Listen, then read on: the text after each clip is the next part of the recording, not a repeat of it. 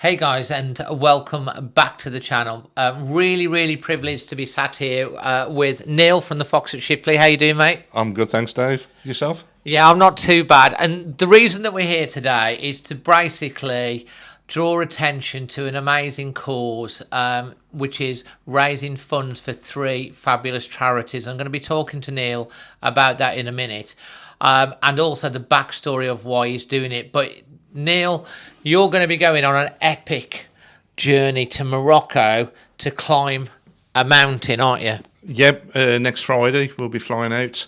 The four of us, Suresh Bauer, Scott and Brett Bernard from, you probably all know them from the Mount Hotel. We'll be flying out to the Atlas Mountains to climb Mount Toubkal. Mount Toubkal, and how high is that? It's about 17,000 feet. So it's high. It's really high. We're going to talk a little bit more about that. But Neil, first of all, there's a big reason on why you're doing this. And there are three amazing charities that you're raising funds for, isn't there? And we will give you guys the link in the description below so you can help and support the Just Giving link in a second as well. But what are the three charities you're raising the money for? Yeah, three charities very close to all of our hearts. Promise Dreams.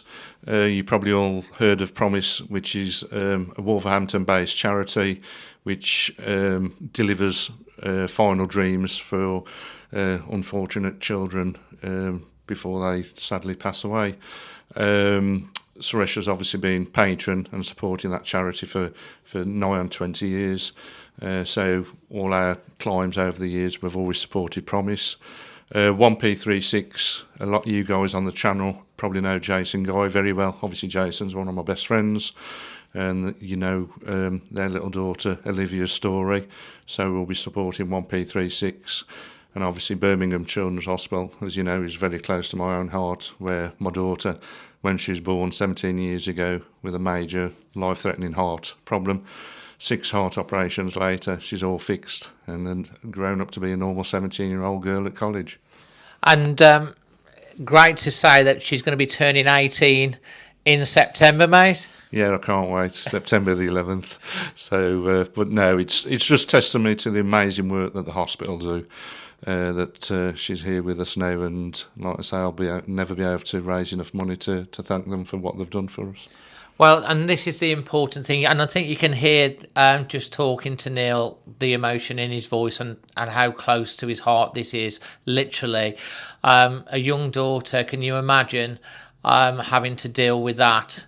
And the girl's gone through 6 heart operations to survive it. And like I say, you wanted to put something back as a thank you because they literally have made such a difference to her life and to you. And you've raised, I mean, how many? You've raised an incredible amount of money. I mean, how much money have you actually raised for them? Not enough, Dave, as I always say. Yeah. But it's not just about the money. Obviously, it's raising awareness for the hospital. I'll be totally honest, before I needed the hospital, I'd never heard of it, let alone help support it, which I've always felt guilty about. So no matter how much money we raise, I'll never be able to say thank you enough. Absolutely. And, you know, the money that's raised from this, what does it go towards? How does it go towards helping?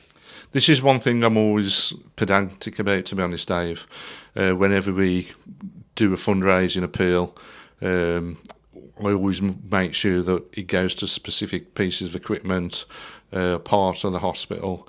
So again, coming back to the charities we're supporting, obviously we're supporting 1P36 directly, but Olivia is also under the care of BCH for other parts of a condition that affect her. So we are, this year, all the money that's raised and donated to Birmingham Children's Hospital will be going to the Rare Diseases Unit, which obviously Olivia's cared at. Absolutely.